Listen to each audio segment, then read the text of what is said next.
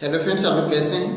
उम्मीद करते हैं आप लोग ठीक होंगे, आप लोग हेल्दी होंगे। फ्रेंड्स, आज एक क्वेश्चन है कि सीड जर्मिनेशन को कौन कौन से फैक्टर्स हैं जो अफेक्ट करते हैं, या सीड जर्मिनेशन पर किन किन फैक्टर्स का इफेक्ट पड़ता है। तो इन फैक्टर्स की अगर हम बात करें तो इनको दो कैटेगरीज में डिवाइड किया जाता है। एक तो एक्सटर्नल फैक्टर, एक इंटरनल फैक्टर।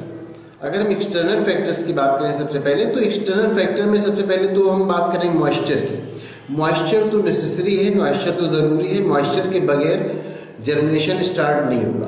तो सबसे पहली बात तो ये कि उस सीड को मॉइस्चर मिलना चाहिए, उस सीड को नमी मिलना चाहिए। जब उसको मॉइस्चर मिलता है, उसको वाटर मिलता है, तब वो उसके एंजाइम्स एक्टिवेट होते हैं और फिर वो जर्मिनेशन स्टार्ट होता है।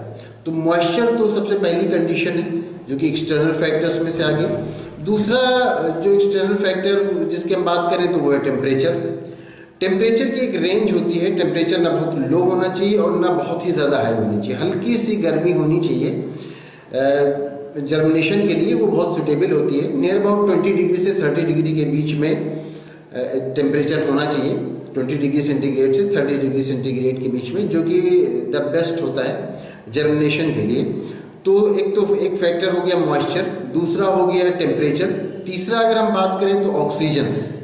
ऑक्सीजन भी ज़रूरी है, बगैर ऑक्सीजन के फिर जर्मिनेशन नहीं हो पाएगा, क्योंकि रेस्पिरेशन ज़रूरी है जर्मिनेशन के लिए या ग्रोथ के लिए। रेस्पिरेशन ज़रूरी है जिंदा रहने के लिए, उसके बचे रहने के लिए सीड के।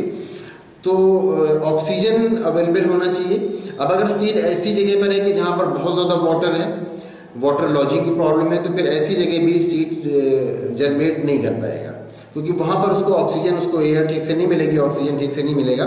या अगर सीड को बहुत ज़्यादा सॉइल में इस तरह से दबा दिया जाए कि उसको ऑक्सीजन ना मिले या ऑक्सीजन सफिशेंट ना मिले, तो उसका ग्रोथ भी ठीक से नहीं होगा। तो ऑक्सीजन भी एक्सटर्नल फैक्टर्स में से आया। और एक फैक्टर और ज़रूरी होता है जो कि लाइट। बहुत सारे सीड हैं जो कि डार्क में भी उसी तरह ग्रो करते हैं, लाइट में भी उसी तरह से जर्मिनेट करते हैं। लाइट और डार्क दोनों में जर्मिनेट करते हैं, लेकिन बहुत सारे सीड हैं जिनकी जर्मिनेशन के लिए लाइट ज़रूरी है। तो ये जो 4 फैक्टर्स तो एक्सटर्नल फैक्टर्स में से आ गए। ये जो मॉइस्चर हो गया, या ऑक्सीजन हो गया, या लाइट हो गया, या जो टेम्परेचर की बात हुई थी, तो ये सारे फैक्टर्स एक्सटर्नल फैक्टर हो गए। अगर हम इंटरनल फैक्टर्स की बात करें तो इंटरनल फैक्टर्स में ये होता है कि उसको फूड मिले।